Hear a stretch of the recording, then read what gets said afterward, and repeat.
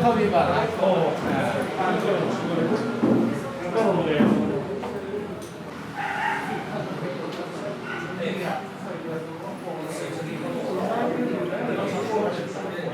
chúng ta cần phải cần biết là mai ở chỗ tiếng ca là bất thiên gia là đi đồ món tật lệ như thì món tật cần tông anh đồ món cần tìm mất vì mà sẽ biết là trong bất thiên chúng là đồ phù sẽ đến với nia hay cho anh sang là để khám phá mizo saga thì cần đâu ngã lệ em cái phi chân của mình cần sao để trong đó cần em đi càng ngày xóa đó em đi càng ngày xóa đó thì rồi mình biết tôi để gì mà mình cái gì cái này không đi về căn ta khăn check được khăn run khăn đó check được thì nếu mà excel kiếm thì khăn run khăn đó khi ta trong cái chợ ở trong tổ bộ khăn cái bộ phối của em mình đi theo thì tan quân chàng lạc hết ta student đi dưới lại một school cái lại tan quân chàng lạc còn chỉ hiện là chỉ cái cái gì cho nên nhân cùng sáng thì sống bậc hạt về khăn nên cái gì cái nên chết chân được sáng thì sống là con sáng thì sống cái này ama hi chin chiat lak em ni ti ka shiat na chu khati hun lai khan ke hi St. Anthony's College lecturer rami ka chi na kalut ve cha khata han bia ki nai han kanin ho MZU magazine ta nyan article kan sia kani joana thu sia ka shereng chi na sa tong yan sia ka azia chu nu le pa de za om zia ti thu te le thalai te ta nu le pa sum ne ai sum chen tu tuk lo tu ti ang zom te standard of living ai chuan high thinking apoi mo sia ti ang zom chuan khati hun le chuan ala ama phei chu la no pang hlem tu la boyan ala no pang kum som parok som sari le an kai chho ve cha chu ya khati hun lai ve ka chuan no pang le chuan ni mo chuan ni hi a thu sia ka chia ra tang khan hei chu chin chia tla tak ani don ni hi ka tia khata tang khan kanin kom chho ta reng bo ka thil ho do le we vak lo do bo kan lo di ho le film siam ho di ven yam do ka kai kom chho ta tin he mi le ka bo sia do ti ron chin bo han ka phur khop me e azia chan ka zo ta azia chan le ra chuan e student tam tak hian sap tuming mi zo chan chin chia tu hi e sap tum abu o om sap tuming abu o ti hian zo mun du ba ati da chu boi na heta ne ko ka thopui Dr. Baratanya kan ani ka shila voin program ve thi lo lom ve tu ka ni koi South Indian ni nya ma se Mizoram hin wa ma dia Mizo chanchin te ngai no ma dia Mizo chanchin le khabu sap tu ma chia do hi pam hi de me ani abi takin ke ma ani Mizo min nge na an zia ve chu atlen le zo ne e hi she chiang tu ka nya chan chu ke po hi thì mình sẽ chọn vài một xe này cái gì mà mình dùng trong cái tủ ăn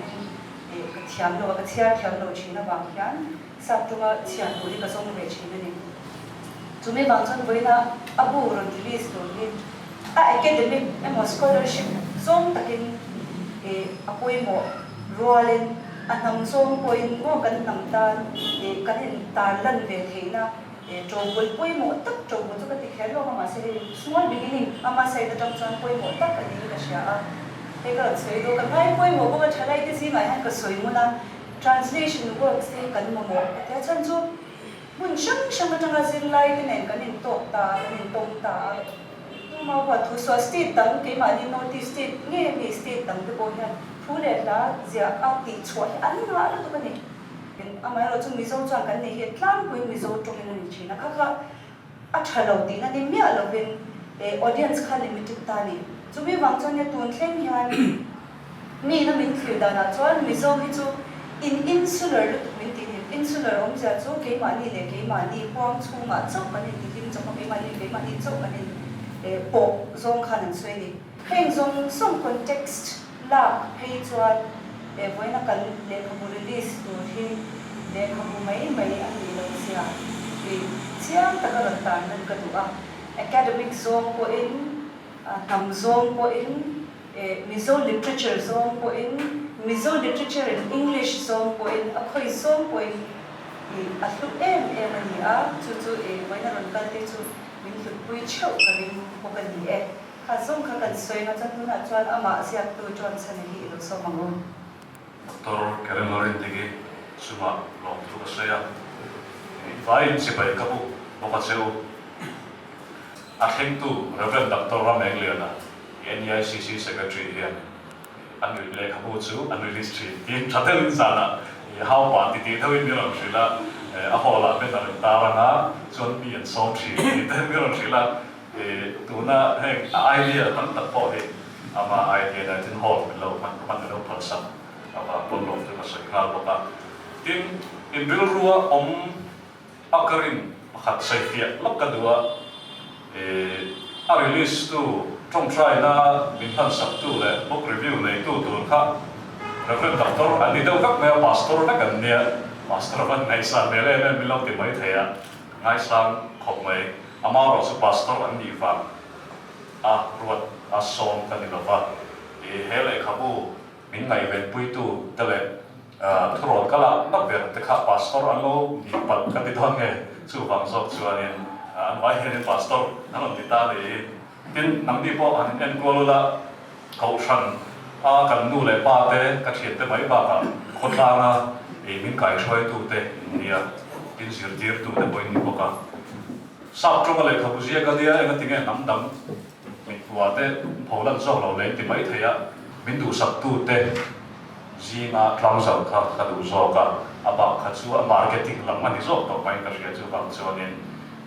mình lên thế thì anh càng cao phong này giờ phải xem mà lồng thứ cái sợi bộ cả Silo nun sang ale khabuji pasal thate nin hu nung ti novel kha sang di som pali vel kha nin kachira kachia te min ho tira ka hot khom mai ama ro chu ka ho na pa kha ke ma ang deu hi ya le khabu hi mi pe mai ro ni le po di la min pe to chong lo ti kha kachia ka ui khom mai ka chia zo kha nin ka pe le ta ama ro chu va nei thap takinนี่กุมภาษาคานี่ชีเราหนุนจังชวนนี่อัพริทัลเลยทุกตาชวนอัพปีจะกันจังเวตาน้ำเล่น้ำมันนี่โตว่ามีปักขัดอันไอโอตัวรันทั้งชัวก็อันนี้สวลตีรังหุ่นไล่คานี่อันไหนน้องของแม่กระดิ่งรอตาจูน้ำดำเตะเชียวกันกับอันอีเตโอ้กันดีนะใช่ไม่รู้จังมันอยู่ตรงเสียกับหัวจบเลยไม่ยังกันดีเลยว่าแต่อาบุลกันจังเวียสัมผัสสองปะนาเวลนี่จูโนเวลมิโซมันไล่เซตติ้งจังตัวเด็กพวกผัวจะประมาณสักตรงนี้โน้ตเอาแต่เรื่องสังเกตตัวกันที่เวเชี่ยมันก็เดียมาเสกันเสียจังข้าใกล้หมดส่วนตามตาจูมิโซ history เขาเราเชื่อเรารู้ตัวกันเลยคุมสังขัดสรุปเวลา base ตั้งแต่ตาหุ่นไล่ครับจังตัวป้าบินตัวเวลาที่เขาจะออกแบบกินขวาเนี่ยมันมิโซขวาเดียวเชียร์เต็มบุลงานที่อีแต่ข้าเนี่ยมาเสกันหันเสียเสาเสร็จแล้วสังขัดคุมสังขัดจะรู้ว่าชวนมิโซเต็มสีลายในตัวเองตีเตเจ้าที่อันล้ำอันก้าวตัวเองตีเตค่ะที่เหนียวเท่าค่ะอารมณ์ป่วยเฉาตาแต่ชวนกันเลยปวดจะกันเลยเทียมโตเลยนี่ที่เขาก็ยังชอบแต่ชวนมิโซ history ค่ะกันรู้แต่ชอบกันนี่แต่ชวนมิโซ history ชิมกันเราเชื่อเรารู้ตัวกันตัวนั้นก็เชื่อใจที่เราฟิน Reverend Liam Khaiมิโซจันจินเดียเสียมิโซเตชัวเนี่ย history พวกกันในภาษาเปรย์โบราณอย่างจู่hard cover ครับก็เลยภาษาเปรย์เนี่ยกันละเสียมิโซจันจินที่เขาไอ้เมย์ที่ก็ติดรู้ตัวก็ history พวกมันนี่ใช่มิโซ history พวกที่ได้มิโซจันจินอันที่เขาไอ้เมย์ที่ก็ติดเขาติดเนี่ยว่าที่เขาก็ตัวจู่บางส่วนมิโซสักที่พอให้อันนี้นักการส่วนนี้จันจินที่นั่นเนี่ยช่วงกับประคัดพลาดตัวรู้แบบจังเองอัตโตแค่นั้นอันจันจินค่ะจันจินประคัดสักอันก็ชื่อนะช่วงจนให้มิโซจันจินพอให้มิโซสักพอให้มิโซเตจันจินช่วงกับประคัดกันนี่สิครับก็สวยดูนะนี่มิโซจงที่ช่วงกันเชียวที่ไม่อามาหรอกช่วงโลกไปตักตัวเฮียดินรำปนอ่อนไปจนกันเชียวรังกันเชียวจับที่หรอว่าดินมาลุเชียเทียมหรอว่าลงเล็กินกันป่วยก็เสียละสับจงแต่จุดที่ชนอะไรเด้ผมสับตะกี้ตะโกนบางครั้งสับตรงนี้กันเสียเวรอะไรเงี้ยก็กบไปหลังกระเดียอดีตเวลาชวนนี้เป็นถูใช่นารามาจังมาบาร์มารามามิโซขาตู้เต้จีนเขารันเป็นข้ากันเขาก็เสียกันกระเดียมาใช้กันเสียเฉาเจ้าครับกลุ่มสังขัดจะเรียนเรื่องครับกันหันติดตาชวนเนี่ยอาบะพอเรามาเสียเลยเขาปกติกันด่าเด็กชวนนี้จีไลท์นั่นเลยที่เรากระเดียอาชันจูกันคนที่นั่งเสียงเชี่ยขาจีไลท์ตานะ cái gì này mình làm gì na hey assignment các buổi bây giờ Mizo student thì cần lâu nhé cần teacher cần Mizo chuẩn trang assignment mình sẽ đi ra lệ khá bu họ tổ thế này mình nói thì hít số mà sắp hồ gì thế cho đặc đặc vai hồ gì thế tin các professor nên thảo thế hồ gì bộ ông ta mà sẽ clear một cái gì cả thì punon thảo gì rồi mà mga assignment gì cái chỗ này cái nào mình đi copy thế mình anh tiếng thế cả họ mà mình sang trong lạc thế mai chuyện sắp hồ thế vai hồ thế anh gì à chỗ nằm mỏi mà nằm bao thì thế cái tiếng thế khác thì trong cam khảo ông ta alo thì mấy thầy ama rồi chứ thì thì vết bị lâu này story khác sai mà khăn ông về chú nằm thế chỗ này anh gì tổ lên rồi cái tiếng mà khăn critical tất cả nghe cái ngày đàn rồi soi đốc thầy tụi cái gì mi ở anh đi nát cả cho nên abu introduction cái gì cả translation anh đi reference liếc hai thế buke zo là thế buke lâu thằng liền theo gì thằng song khác cái là khó mà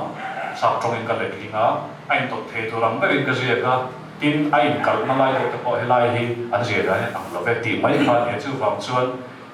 history cái này là vào history book bao nhiêu là vào mình muốn sắp đặt tôi là đủ rồi cái translation này thì khác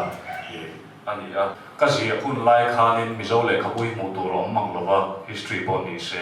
Mizo mà trong tầm mang xíu mà tầm lova ama rồi số MZU trong in MA Mizo Masters bạn đi bạn luôn cho năng khiếm để le nó rồi phải là để để huang làm gì ra cái này tông phụ học này anh rồi mà vào cho le không có chua cả để ama Mizo history để culture các cái studies cả mình học thì ra một tổ để cái câu chuyện le không có là đồ riêng tin đặc trưng din moi ông tổ là ngày ông khóc mày cần principal là nia office là mình cầu luôn ta mình hao tôi một tí nào cái lệ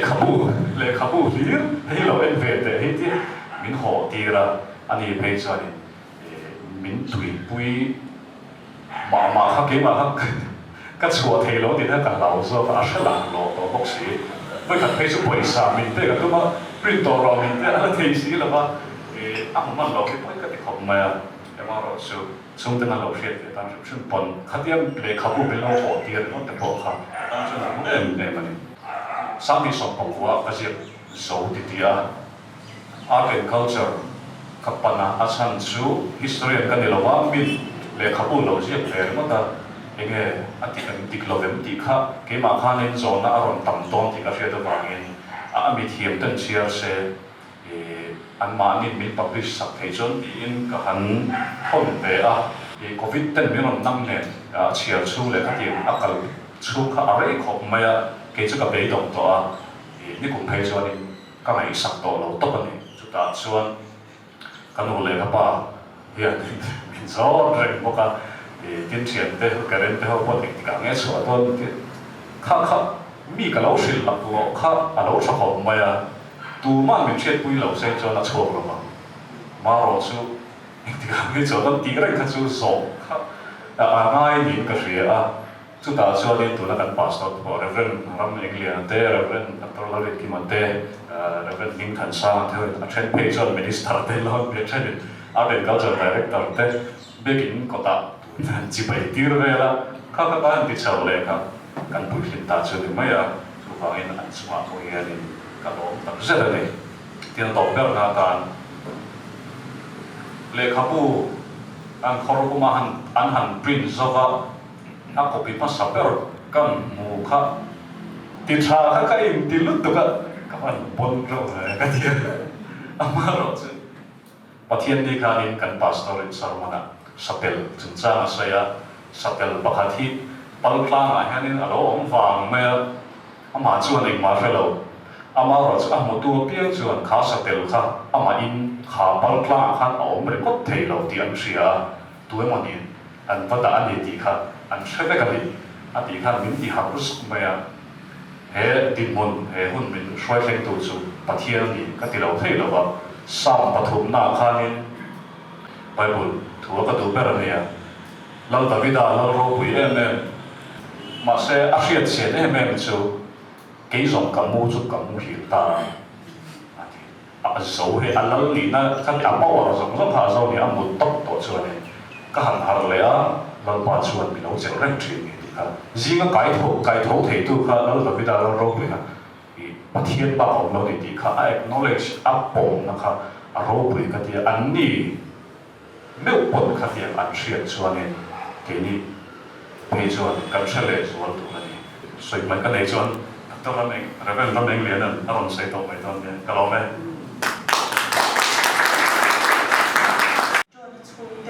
introduction ni relationship ka ngel shat yun na relationship ka ta ya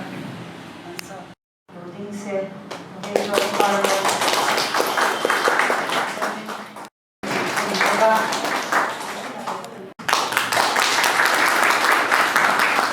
jo na le khapu hi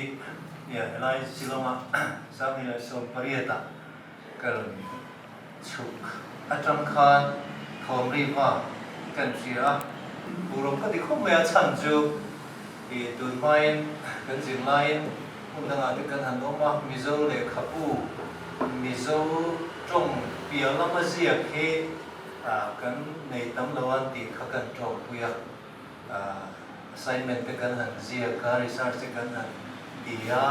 khon khom tu ri tlem khop maya le ka but le lu tu ki chuan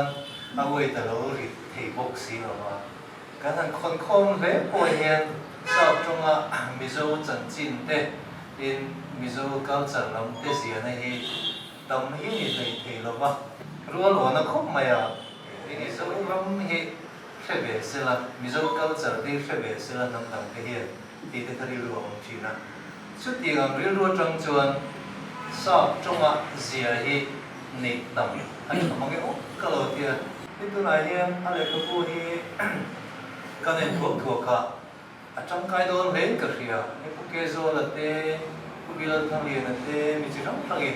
ví dụ history là gì à, anh em nói chuyện gì à, anh làm việc của mình, khám hồ dùng cả archival research, mang in zo này hiện, thì anh là khổ ta, anh được tiếp việc na anh ta, anh mà cả in sự trong công anh mang na academic perspective trong chuyện, khá bạc anh lấy cái bút với cái ông đầu cái gì đúng không? Anh chẳng chú lấy cái bút rèn rèn hi anh đã đúng cái pian hiền thì ông sa hiền phong trong cái hậu sa to là thì tụi nó bị phải chú English dịch anh lấy mà là chú mang in application chúng ta anh ấy bộ thì anh in cần sử dụng thủy na tổ bài hay Mizoram mặc nghe Mizoram publication bộ thì nên hành thì tại thì cả rốt quy lệ rồi liền kan sia kan kêu thuộc hiền college zilai te university zilai te tan reference ta na man tu atam mange ho te kha te kan mu thei nga ma ya chu upload na tu ani le zo rin ka sia institution a pe chon an du de pe ka ma ti kha kare ro ma la chan chu Mizoram history and culture origin ang chi an zia hi library hian pu tu ma me me ya ông chủ như chỗ ăn lúc biết rồi, từ na lấy khắp một khara hiền này, công tâm tất nhiên mizo thì mình promote tôn thì tên cần thiết các ngày từ na chuan USA University sang ngã tê, khó chấp lắm mà tê, in Europe tê, kham khá sim đan sẽ là ắt hạt đồ mọi người thì các ngày từ nào mà na Singapore các chỗ thì đến library kan zung char chara an mi zo chan chin ji na ren kha lo nei ve lo chen kha da zo na ga chan chin ji na de kha lo om le loi sia ka tha na khu ma ya me lo chu a ji tu chan he thil kharania a ti ngot thei chuang si lo wa ji om se o ti na khari ro om chi ani chu bai ne hian zo na le ka pu hian kong ro a su don le in ga he pu ro min ka ya in Mizo te hi tu te ngen ni ti hi Kovel University sang te po hian an thiat pha nge yang ti te ka ngai tu na oma China Communist Party of China and Central King Tang Jing a mi mithiam Dr. Toma kan college kharu aron oma China sarkar in Kovel mun sang zil chiang tura atir kharu kan mo ho ta jong kan ti thina chuta chon Mizo te kan in chuida China atanga chuak kan ni ti kan soi kan interest em mà kan ti na sa khop maya thi na na ke China ke Yunnan province hiện kun ming khi mà King Library again nam China trai rang ho Hong Kong na state ania Yunnan province ada China hang lo cha phiang lam ni lo bin khovelin khang kha zin na hun puyan mang sia Singapore ko khian Asia ramma hetiang ang rang trai rang chan chin zian na da khom na bi National University of Singapore where khian Kami library big branch kau ma Asia kho chak lama nam rang he chu akim thabi ma khi nga ring om ge se a thadon moi ma ti the ka ngai tu na oma kham ang theng tur khan a quality point na phakin ka ria chu tiang we na release the tura kan han pom hi a wa ne tak tak zalin ka ria chu ti no ma jo na po hi he he top na ni lo na bul chan na ni turin kan pui tuwa ai xin na de kha ke chu aro pui ka ti na ni so le ta na dang sa na hong na ele khabu mizo saka ti john lal chan chua ale khabu he chuan zon chana tin minga ji kan le khabu tu ta group ta ka research ti atanga ji chua hi mizo te le nam dang po among tu biang ina tangkai taka an man turin bonia yen pathian mingin katlang sare ni boina kan de ka butlang sa hi history ni kan ne written history mizo chan chin sia kan ne ma ro chu mizo te la an sia i tam dong ni chu ko nuang khan tin kan ne ang hi chu ama azia tu jo na kon aron suyang khan tlang queen sap zia te vai ho zia te anthropologist te historian ho zia te ta chumi bang chon he le khabu hi engemani che na chon decolonization na ma ko man ru tam kai tak ati karin bo ka chumi bang chon academic zone takin enge ke mani history ke mani chanchin chuina kan decolonize khami sap he midang ina min thlir dan atama tle ma zong perspective shang le thlir dan shang ke mani mizo zi hatanga aron squak ani en ka sha no viau en ka sha tin pakhat le diasporic mizo hi kan tam ta ma diasporic mizo kan ti chu mizo ni si mizo ram chu ma om lo mizo ram sei yan kher lo na reverend ki maran sui ang he sa rama te pon oma india ma ko mun shang shang kan omani du na chuan kham tan phei chuan he le khabu hi atang kai le chuan in di kali ka be si bo ni le khabu kam keu na kun mang tu rin reverend dr ram englia na secretary NICC lo so mo ole voin hi kapurin I katin le ya hetin ang le khabu jang thung tak mai mo tak mai kan naw mo ina an sia khi achualom katia I kalom tak sitani tin anu le pa achung te reverend remha ka le pithang pui te kalom puya tin jo na hi kan thia no le pa choi moi kia takania no le pa choi moi hi ama ta hian a thabo kani ti kan soi duwa pastor kan ne kan saramon le te pa se me no le pa choi moi ro tia bible ina mi hi afo ati tan kha alo ya kan choi moi na thil kan ti yanin ke mani tan sel alo ni ti I kan soi pasha ani chu jo na hi primary department ani lai atara ka khiat to nia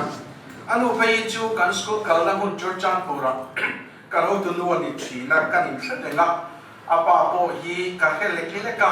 pitham pui ka khonge bom tak le kan tia vai pe pastor nei dei to an tia chu ta tam chuan ka khet chan ve kha adia Ichuan Shilonga Sunday School Tir tu te kan di line John lagi anon da Trina kalamit tlat ya ke John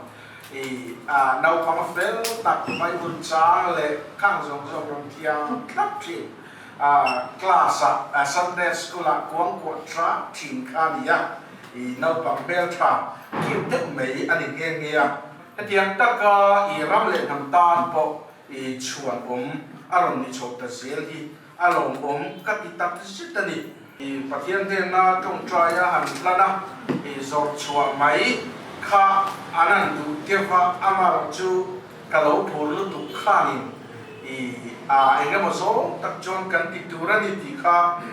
กันเราโรนะกันเราตัดตัวแกหมดแต่พอใครเฮียละมาเราช่วยไว้นายานินจังทุกตะกันติดเหตุตาอีเราผมเลยอินกันยาที่จวนเฮ็ดยังเลยขับชักเพกจังสองเลยปะเบียดPastor ini sejalan dikzok, mereka yang pasal ziak kini arau ya, leka buziak kini arau ikat ya, tin sab cuma ziak le, ngap peju kangai saga, tin sab cuma ziak mai biarlama, caleng long, mai ziak le ker poni. Acuan ini kejuan kaki moi ini, pakai ini yang itu leka buat jinkan ya, Asia harus satu ini leka bukan ciaran nulim le, masuk na milpek song tepo ikan pria, leka bu uang kan dia kini yang itu, leka bu sitting room kuma aja jualin ekina jauka office katiran tak, keu mai kan dia, kan ngai lu mani. Nu hoi na korthar in de in long kan chu ne de ni kan soi dua in hei cho na ro ke ga kan ena kalom pa ma a lay out hi a cha le ka ya ti chuan na ko mi quality hi kan ena communal specialist te kan ni a communal le na lo te po hi kan nai poi mo ma a moi ka ke a ko quality hi miso ma chut le na ti ni om the ni mo te ka tia plastic ang te hei na de si mo te ti a ko ma hi ama sia ngat jo na hi ka ke robin karinga milem sia po thiam te mai ni ya ka do dan ta ka pe jo chuwa ya ni enge mo miso kil sia sila da wal sek dia ma se hei kala lui le I cha le diagram te atam du to ka le peka chuanin ati thei tura ngai la hei ama design ania alo me min katia amero chu kalau soya ne na ates itu dan re hi athi de ulo mi itu maya moi ti po anu to ma moi to pa ma se ala de mitla de ini ta se hei hian tia ale nula hei banner boy aro ni le de urui maya chuanin kan soi fo in ke ni te po kan nia sidong klama mi te po kan nia mi zo trong te hi kan thiam lova kan thiam tok lova thiam veo mo kan ti po hi thiam te in changin min lo lui le ker thina che thiam chu kan nia tuang ti cha le mai tu ra nia ve tang mai tu ra ti ka kan soi te doa pon lama om te hi ye silonga se lian te pe chu advantage van ni na kan ni thu ni ti ka soi doa ami zo trong lama kan lo chuan op ani po in he hi kan huwa sa trong in moi takin thil kan ti dem thei zo mi zo nam tan thil tha tam tak kan ti thei ni ti hi kan riat ka ngai khovel ma mi zo culture kan rilru kan ngai tu na kan message kan thu cha hi kan puang chuak to na ni chu ti ra ta na step boy mo tak mai chu ania amaro chu asoi se la boy kan sir tel to pa han soi se lo dai na ni mi zo saga han ti ta mi zo chan chin ti na ni ti kan mai ya na ti ra title dang lo de moi de kan tu chuanin subtitle te pe dai na mo achiam to na dia kan fe khan subtitle ti ta na dia alai du te pon an khe ni na in anuli awol ringota novel pa ngai ama novel an si lo fa ta yanin engeli achum tu tlema an si na te po kha utina ti asia tu chan chi di ai za pinge thula ti lo nge ri ka hello john sa na hi chu tiang bi chu lia chu tiang chu di ti po kha khoya ma om lo wa hi apu yanin atla cham pa khap chu in ka ria ti chuanin achunga hianin mizo inale kabu kan hanchua kan khiat turatra han soitel ve kan du rama mizo ile kabu kan chuare re jo engwang kherne mani ako pizza ti kan chu kher sil hi makkatia publishing company di an chu ngai lo va ni a publisher ti nge a technical a chu a poi mo da chu ka ho lo va so le ka poi de ni la publisher ti sa ni a om mi zo hi chuan chu la kan le kan chu se la chen sa kan sa la chen sa ni sa la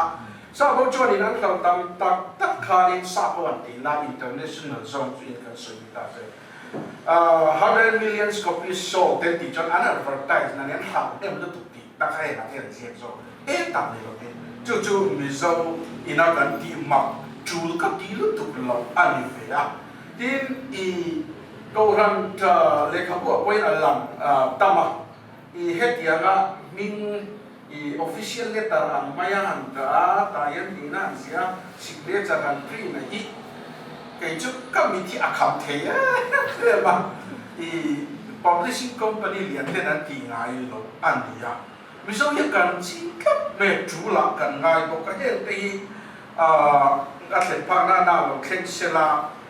in ngày tuần non nằm đều hết số các hàng chục thế thế thôi hay Christian Literature Society thì bắt đầu tôi sẽ cái chuyện này anh là không cần chia na sa paper bộ chế tác con bộ chế tác hiện là chút chuyện nào anh ở chỗ anh chút thì anh việc file anh format anh design đi anh chẳng không để mà chia ra nhiều mà đi paper quality ở chỗ này anh làm thế anh paper anh đi lại anh đi anh design là hiện chỗ này standard berin anh design là khác khác này lệ khảo quality của kinh trí na chỗ lại cái chỗ hành suy về căn tu anh nhá chỗ đó chỗ này anh rau bùi là làm khác căn suy chọn trầm tu anh mà hệ lệ khảo của lu cái tiếng nó chân chú nakina nằm đăng in mi dấu chân chín cả hai đủ lẽ mấy em lệ khảo của cái ô cái chuyện anh đi ăn xong cũng làm cho nên zone chăn là gì khá chán anh là tí đâu anh đi chú rau bùi cái tiếng nào đi anh đi cho nên này cái vòng chú anh mà rồi chú cái cần phải chia thêm xí lộc qua tôi lệ khảo của nghe liền thì cái số nào khá nên standard work khá cái số phụ anh à chút tiền mà cho anh hệ lệ cái bùi anh đi đồ đó thì cái sợi ngà mà hay cái chia chia nó cho là chú cái sắp trong tên là gì cái lâu thiam viết một bài cái tiền introduction hi cái chia cho nóวันรักคลาไม่về cái tiếng là cái lúc lâuเลยcái gì cảm một chuột chia cái tí lý chuột mà phải sao trong bốn thiểm mà primary thì quan bên là cái cán xỉu tiền ăn thăng liền đó tu nào cho cán lúc lệ tập lâu mình bằng người không mà chuột của cái gì English của hết tiền của ba ăn xỉu tin translationนั้นนี่ยังดีครับจู translation กันที่เราจวนผู้โจละเลยครับผู้หมอเขาว่า translate ต้องเสียจุด translation อันนี้เราเลยมิโซ history VLC มันแค่เขาว่า translate ต้องเสียเขาก็อันนี้เราว่าไอ้ research ว่ากันยังข้างเขาก็อาเชียจะว่าอาป่วยหมอลายอาจุลติลายอาป่วยลุลายอันละของมาสักตรงนี้นั่นตับอันยังจวนจวนนี้เนี่ยเลยครับผู้อันเนบเราก็เนี่ยนี่ให้ professional ถ้าเราว่าเลยผมจังการ academic work ที่พูดเลยยัง information หลักนิ่มตัดทราบตรงชัดตักตักอันนี้อันรู้สิลงคลางมีโจชุ่มกว่าให้จวนในเช็ดตัวนี่กันติดอะไรอาจารย์จูอินฟิลไปสิหรอว่ามีโจจังจีอันเชียร์ตอนจวนอุจโจนะเลยเขาพูดว่าเชียร์ว่าอินเชียร์ชั่วตัวนี่ติดเด็กกันอินฟูอินนั่นดิเซก็ดูตั้งเสตนี่ให้คริสเตียนตะกินอเมริกันน่าจดดินเทอร์นามีวงสองประจังสองประการ a land of which the Lord thy God cared for ที่ก็อันเสียก็ไม่อะอะไรชั่วเที่ยเลยอินกันเนี่ยอ่ะ publish สักตัววิจารณ์ publication board พออาจจะว่าพอลงถูอีหันสวยกันว่าเลยเขาพูดได้ทั้งเดินเสียกันดูอามาเราเจอกัน problem จูตรงนี้มีชัวสักครั้งทีเลขาผู้ประกาศชวนตัวนี้หน่วยเตียนละไงเกี่ยงเดือดเทียนชวนนี่กันเทยไม่หรอกขาสุ่มก็คุยตั้งเนี่ยหรอกกันนั่งที่กันไงตัวทีน่ะมีเจ้าทลายเตะเลขาผู้อันชวนตัวผู้น่ะชวนสักซุ่มตัวเทียนิน trần là xe các tia chú lai chú lòng thu soi chung in i kan bel du ani chú cho là thế hi i an alu le palen chung ko te ko kan fiat puya nei chuang liama publish an dilova i ti po kan fia i mizo publication board in anan di sa na chung in sum tam ta an seng ve company din hemi hi an zorna ka an sen zo te po ka rorin recover le tura la ya di te po ka i kan soi tel do chu wang chuanin i atam the amper i le sak ila ti kan campaign du de hey kan soi lai yanin apu po hi sem ni se kan de in the ta de nge mani han hen dil ve re ni la le sakila kan chen om nam dam te tan po le sak lai mi zo chan chi kan ni kan present an atlo me le hala zani som saringin phe sang zarok doni anang ti atlom lu tu commercial ang song tak apa lai chu ni se hei hi chu chen zarok man ve tu ra nga ya amaro chu zani som saring ve an ti thei hi alo poma hele khabu hian mizo nam zong zong mizo na thla kan ti zong zong te i ahwang kim le in ka dia chu ta chuanin mizo nam in pum khap na po akok tel nga ani na i aro bu aduna ni in ka te boka chu wang chuanin voina hianin etiang anga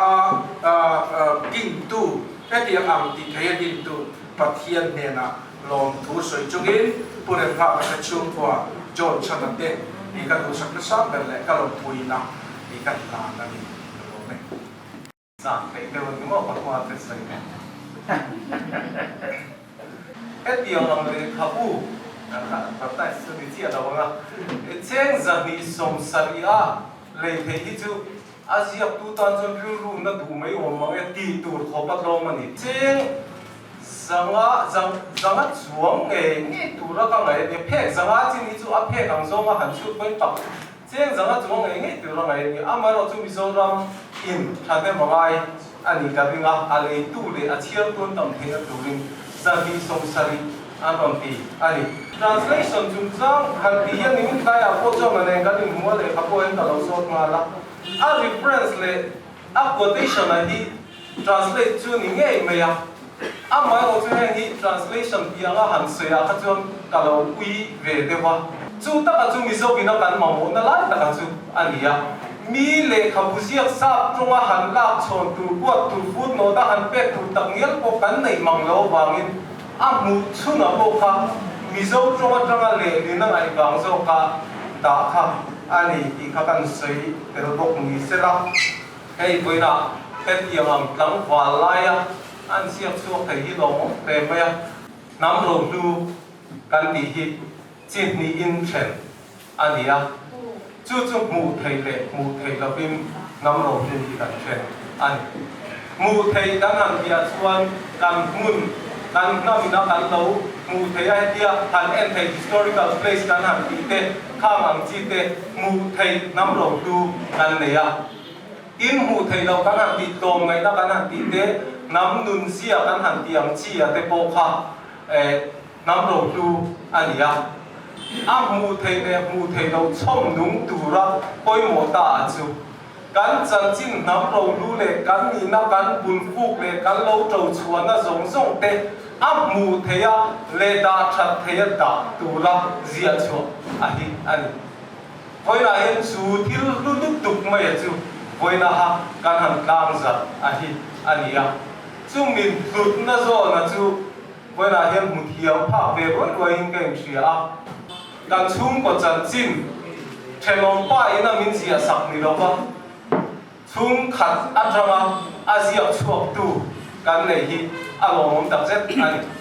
kan chung ko chan chin hi kan thelom pen ron zia ton sela min mu dan apel he theina rin oma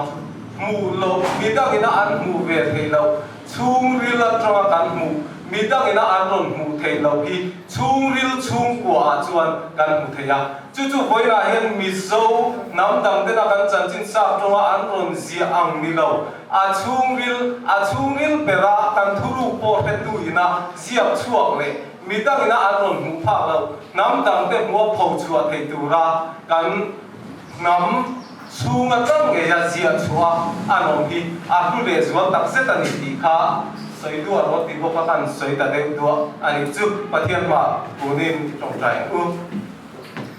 lau pa as pathian min hoi tu kan nam minen ko da na hiam ro pui kan ti a nang ma se ngai reng lo pa kan hun mong chi kan lo awanga ram huai te tlon thin tu nam kan ni mek lai cham ching tha mangin nangin kan nun min soi dang lam sak an hele ka bu thiam tu zong zong ten mi zo nam chan chin an thiam na mai pia lama eng nam mai po hi nam ma chan chin tha awangin ma an so na nam ma chan chin tha awangin nam ro puyan ni the ni ti mi te na an hu na man ruwa ani the na turin a chiar tu zong zong te na I ro pui na an hu the na tu man ruwa a lo ni nge the na turin voina hian I kut ro pia kan ron ta ne I ro pui na tan la mi suwa mi ni ne na kan ron di le amen tôi biết cần không mà tôi xây dựng thì cần không đi chuan trang đồ cái senior thế mà chú cái sao cái niệm cái rồi biết số đó này mà sai John Chana cái congratulate Mizu English writer cái mà mua gì hi em biết cái gì về lại cái suy nó sắp chín na Mizu ngày na English like bốn gì hi cái biết cái gì na cái gì thiam về box gì là cái này biết cái ngay em mà cái cái phật bảo bây giờ cái English là mà thấy tôi bị số lệ cái cụ thể gì cái gì mà rồi chính trong cái việc club remote mà lệ cái cụ thể cái một chút cái bị xây lâu còn vậy cái tiếng khá anh ấy lắm mà chú vàng in talent anh ấy bảo cái hard work dedication cả bồi một tin năm thiên phú đi vàng in ami dâu đấy thì bảo khá dâu này when you have to lay cái gì chú vàng in cái lỗ em mà mình tập point là dễ dễ sẽ cái thủ lệ kan ngày tua năm tháng triển thế kan kia present tu mi panga cho kan ngày real world langa cho panga kan lo le ha lang za na ya ko tai ki kan ni ko am chu le la le ze la chu ka lo me con nghe thì hay thiếu gì hết kalau ring lo này không mấy vitamin sớm na có hết bắn nếu hết tiền về thì cho rồi gì về cho các tiền về rồi ama ro cho abu kan ne khai apara kha ve mo la ka dia ka ni ta na hi chen mi zo enge mo ni zia hi cho alo le ve te ron thola ka chia ro ka le re mai te kan tam to ka le chun chu ka man trắc kai em chu hei kan PCI thian nu pi man ni kha zia kha mang trắc kai khom ya ni tin hen kan la chia chun kan chung kwa yin cho nên hiện cần cũng cho làm suy em được rồi thằng ai dừng lại xoay tu cần ya dừng lại cái xoay rây đòn này không mấy cái pha thì school hiện cái xoay này có cái cần dừng lại xoay tu cần là đi chậm chậm có cái mà rồi cho hay để khám bu trong cái tập quỷ địa hiện cầm hoa cái có cái rồi thế hay cái hàng kêu chi là trái cái thì không mấy cần bị thiam thế cần pastor then lâu review hết rồi mà sẽ có một về đà nào cho thiếu rẻ rèn thì là đều lệ rong là đều lệ tắc đều hậu hi African hậu hiền mua không mày visiting card thì anh nhìn về có hi African hậu ta cho là vì em mày tôi đã có phát cái lúc mà thì lẽ là mẹ chú cái này kêu chết tất cả cần bakal về nát thế này nhá hay chơi nó ra mặt thế có chơi các hàng các Kenyan airport là tên miền mua cái dạng khăn khăn tọt nó có khăn miền là ngày sạch chuông rồi mà India có cái gì có khăn oi thì nó tọt vào khi Great Wall of China khi Israel cái gì phía Great Wall cho nó tu có khăn cao đó là rồi cái gì khắp bộ khắp cặp pi để bu để sạch cái gì khao cái gì miền hàng này không mấy cho vào chân Mizo history thế hàng xia thế lệ hình mình hemi benchmark hi asam donin ka khia kan MSU president hi hey tuna MSU president ania YMA secretary ania entin ni hun ani thei zo zai ka tia anu le pa te angen unau te support lo chan har kom ni te cho nu lệ qua thì mình tùy quý lỗi khi cho là cái hàng chuột tôi có hết cần lu cần cái là cần lu lệ chỉ là khăn nhập về là cần gì hay lệ Cambodia hay Aharania ủa là cái năng history teacher này à chắc đâu hi gì về thế các tỷ đô rồi mình tiếc tôi đã hết cùng sòng tỷ chuông các sự đó các tỷ đô hết gì đấy mày này là tỷ chuông rồi tôi khen quen lắm mấy rồi tôi cho là hiện ăn tìm bắt mấy anh ấy tu mà sao bây đi cần đủ hè hè cần bị khao thành phần sáng quay lại tôi hoàn toàn anh ấy đầu tiên rồi cái gì sao đó đó thì anh ấy tu mà sao bây cần đi khao mẹ cái ngon để có đủ quý đau sợ đau ban đầu để đi alo một cái tin và mấy cái thế mà yapkhông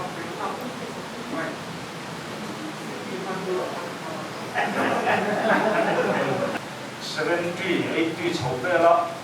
包括一类客户，而且我那一类客户错，都这个年跟开的话，且不，咱们可别个呀，不比了他们了的，不给说了的，不两开了的，这客户he，อันนี้ปฐุมเรียนส่วนอันมานี่เงยที่พระมรมาเต็มสินะมณีปุระเต็มสินะบางละเดชเต็มสินะ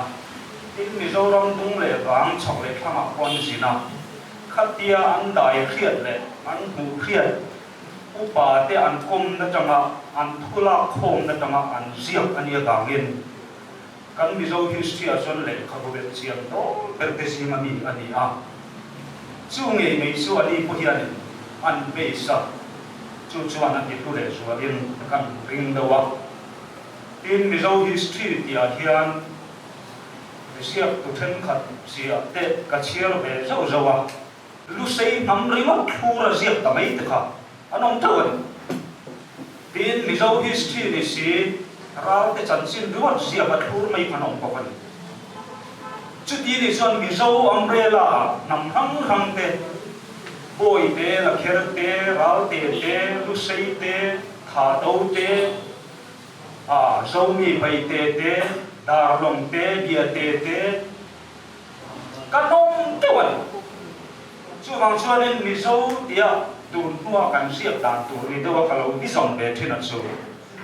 มิโซเราเตะกันตีไปข้างหัวเราส่งฟุ้นกินถูโซมากันเสียบแต่ไม่ถึงไม่กินอ่ะกันเทียนชาเตะมิโซเรามาเตะโปกันเมลเกียกันในอย่างนั้นเตะลงมาเลยตุรินกันปุยตุรินกันห้องอะไรนี่ค่ะก็สวยดีไม่รอเสร็จก็รอไหมคุณสามีสอบเรียนคันก็ทันได้ไล่สานิข้อมาคันอเล็กซานเดอร์โรควิจันจินกันสิระอเล็กซานเดอร์ the Great อินกันริตังอ่ะอเล็กซานเดอร์โรควิจันจินกันสิระคันคุณสมทุ่มมาถึงคันพอเวลาเห็นตัวนี้ที่ข้ากันสิระ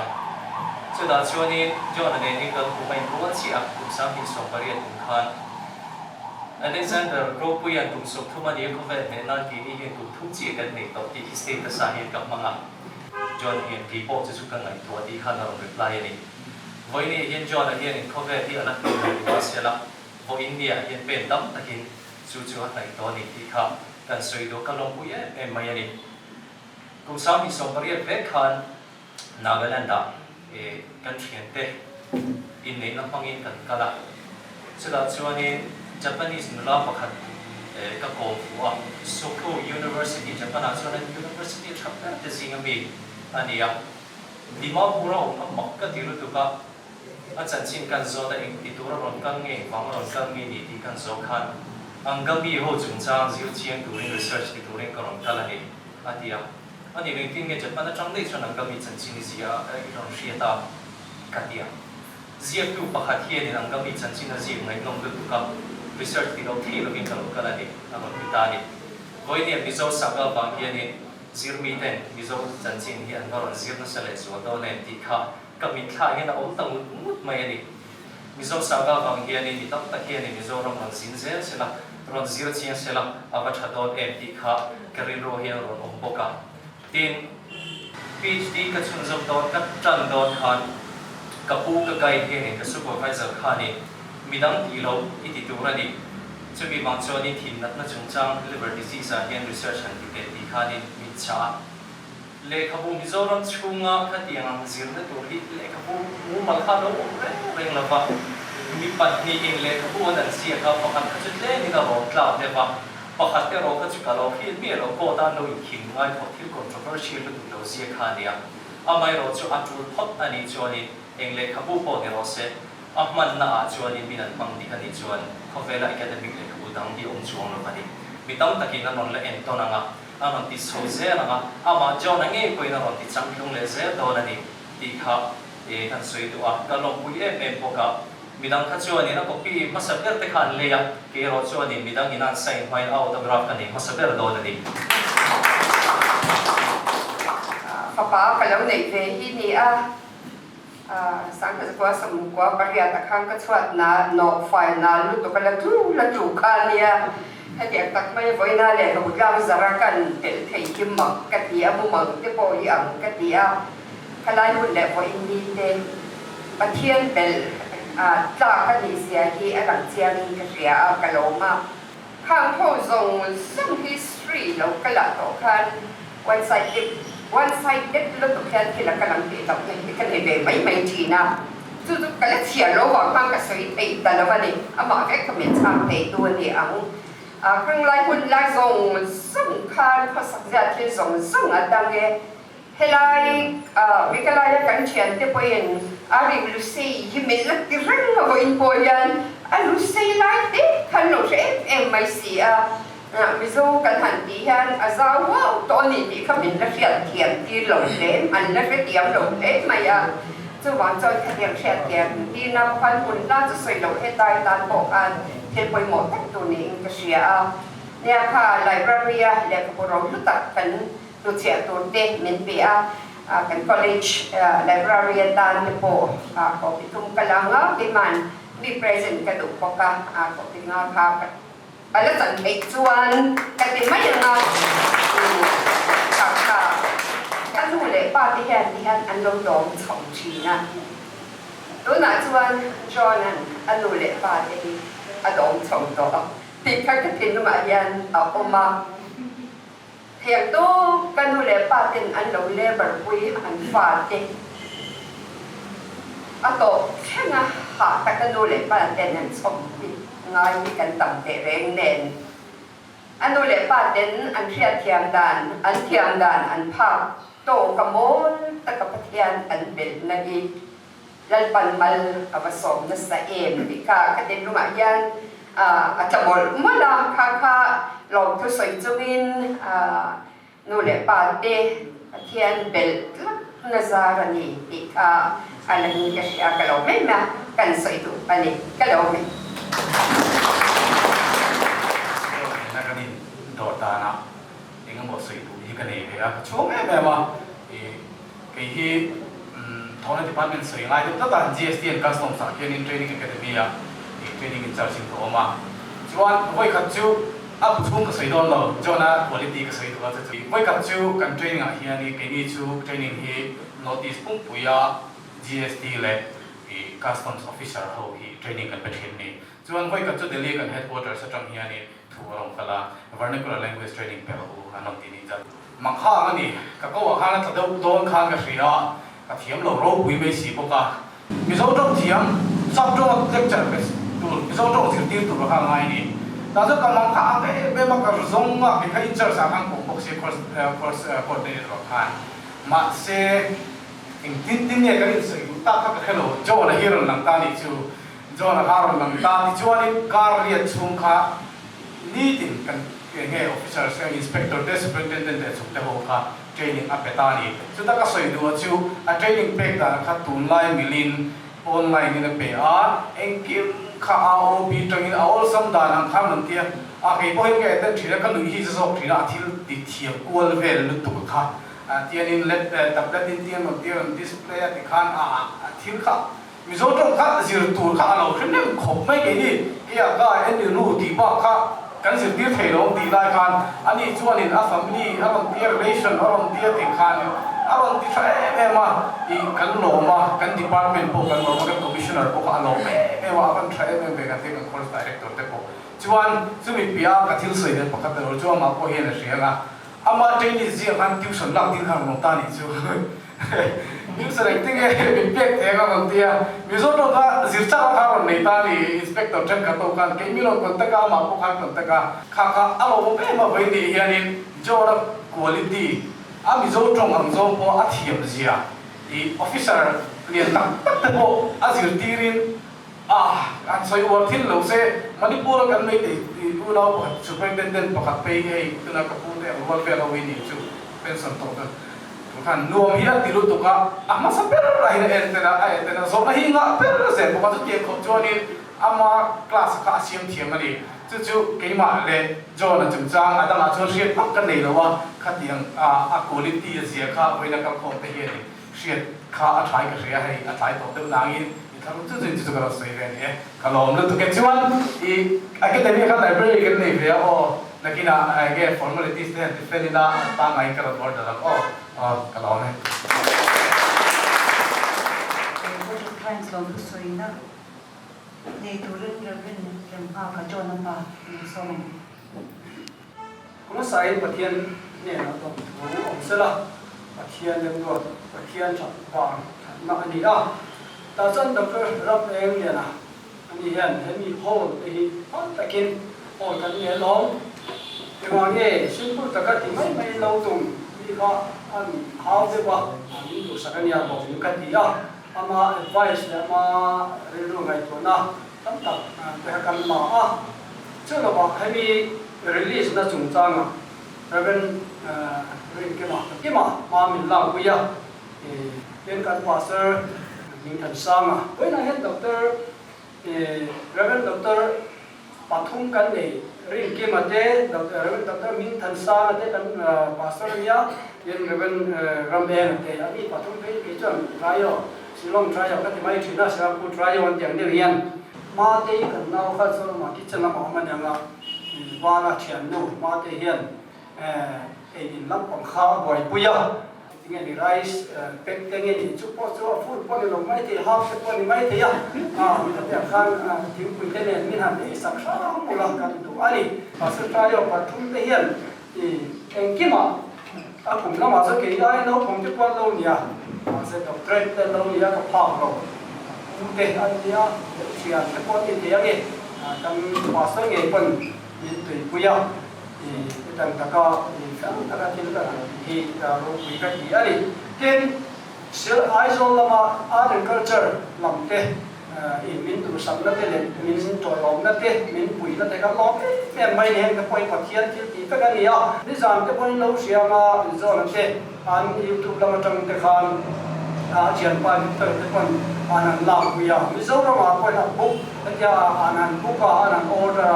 book te po ha close a lo ni to ti office sa ko le som nga tu ra ne wang kan adin chu na sa khom ma ya ti poi na te po he pa min tu sak tak tak kan sang thal dei te po ko bi nga ka le ni te ka ro pui ka ti le to ka chuan sa marketing lam te po he pathian za ra em har sa lo tu kan na ya min lu sang na em ya kan lo tak se da ni ka kan sai to ani he poi na ya to na ber tu ra me ka le ka ma nu be he lan sai zo sai thiam bo ka sai ki ko ka ti ru ra chu pura me nga han min hao le na to ka hian ni min chuai na le ki ma pathian kan chu ma chan me ka lo se da ni vai chu ma kan lo ka sai ni ka bo me un kharna o kan nenga professor C dun thara lo som ale ka bu chung chang e chon sai ve non lo ale ka bu hi ati te a draft ati lai khanin ama hi bai chemistry ni literature tu thak ma ya ni chin akan jong te hian me non form le ato kharna trong trai atia itu tu isoi dong ya ati te lo ka chuan soi lu chu ka nei le na India ram te tu ma third world country kan ti mai ho independence an han bu ne fa am ma ni ram in develop chok na tu rin ma la kan tu na support lama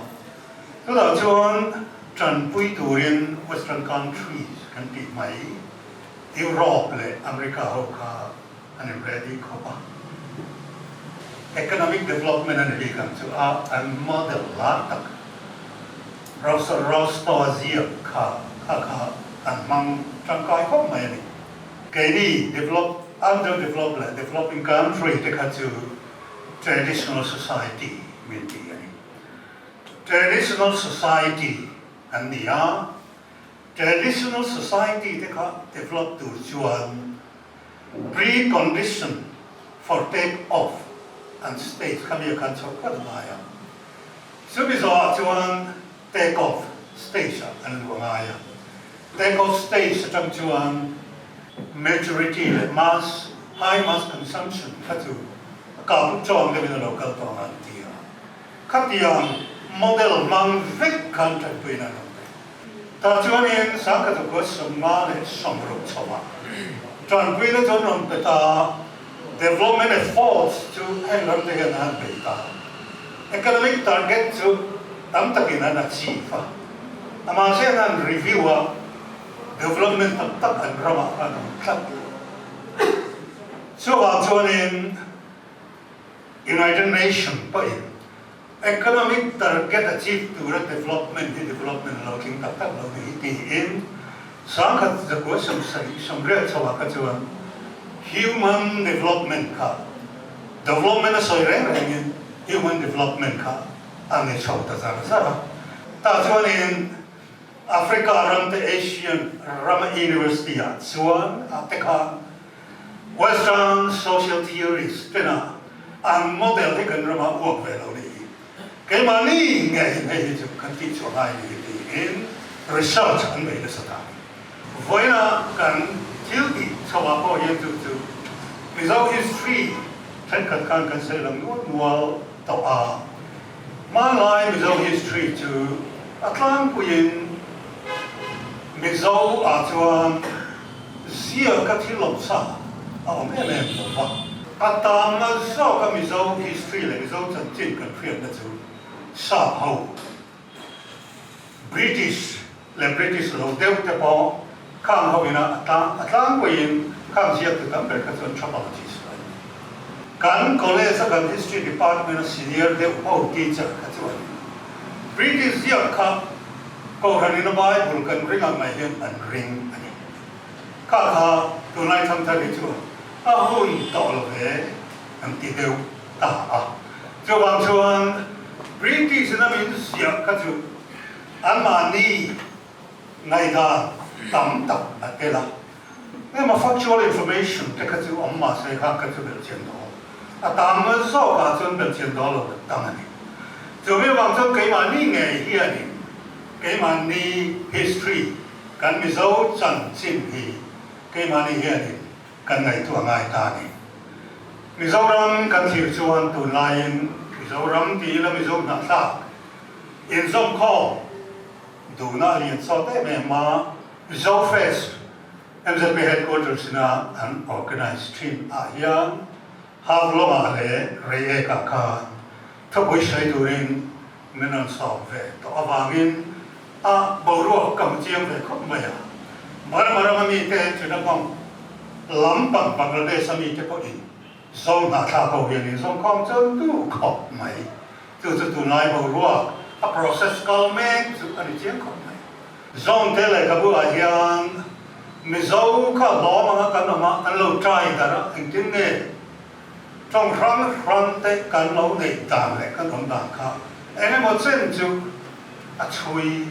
kha tiang lam le ka bu a kan chan chin kan history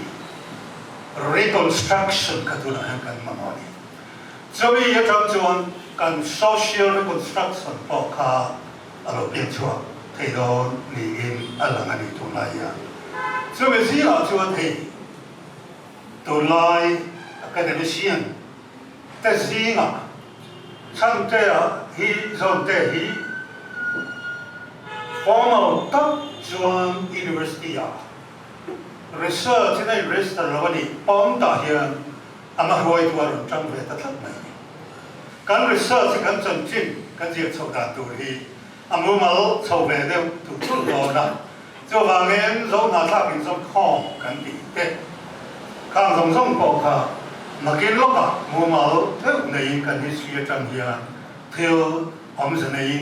cần là chơi chuột thì đó nỉ là ngã hết ta mà ruồi tua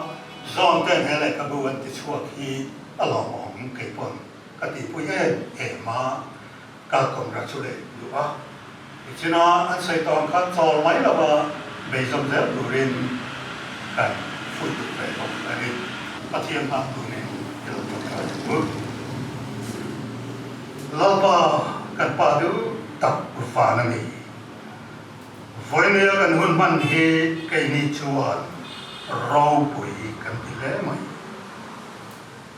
có vẻ bông bụi cần thể hiện chân chính trà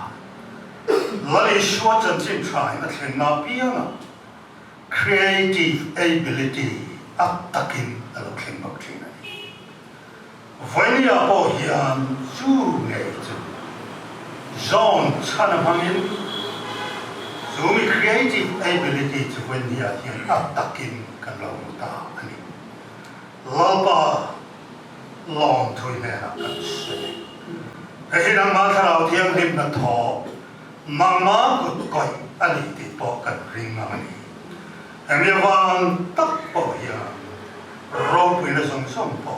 nè là cần phải đọc chế này mi sâu na tha te cái này em la pa mi sâu ram chu mà mày đi nào Burma Bangladesh India ram state dang mun from cái nào mà biếng nắm đấm cả cả niệm missionary te anh lâu lút sát sát đó cái nào mà biếng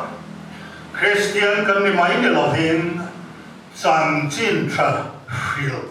về tu cái này phết cái dòng sông để lao pa cái pa du tak mi dâu để lâu thế làm hin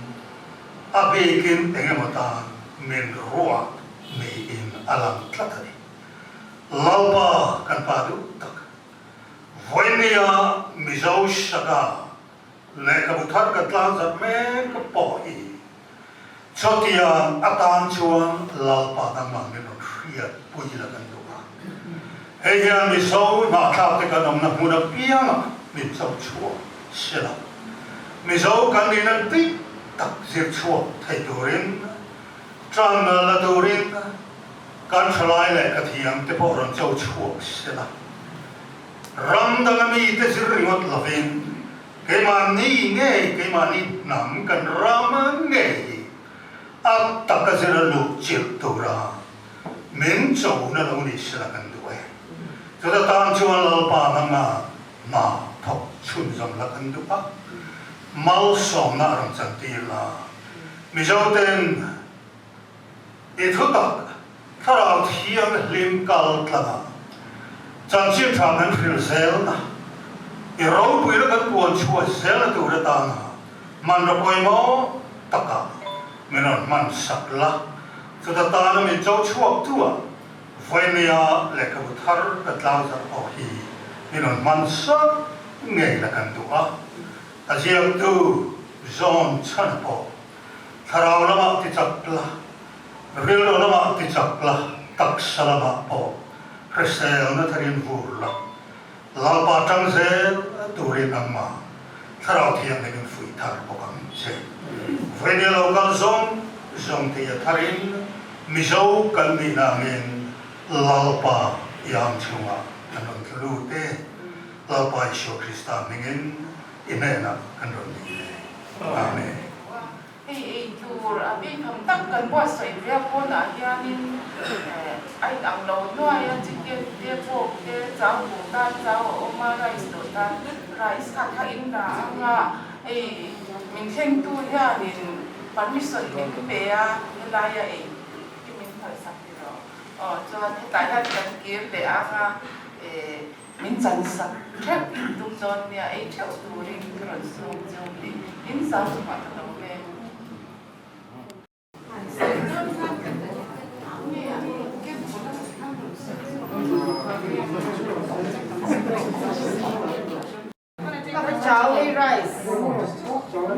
Yeah.